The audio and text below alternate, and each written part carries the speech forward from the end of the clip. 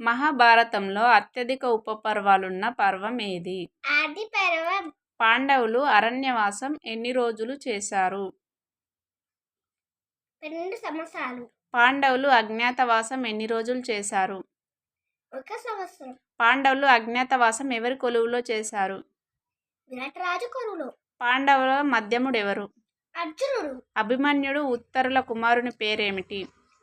పరీక్షిత్ మహారాజు. ధృతరాష్ట్రునికి మొత్తం ఎంతమంది భార్యలు? 111. వేదవ్యాసుడు మహాభారతాన్ని రాయడానికి ఎవరి సహాయం తీసుకున్నాడు? గణేశుడి సహాయం.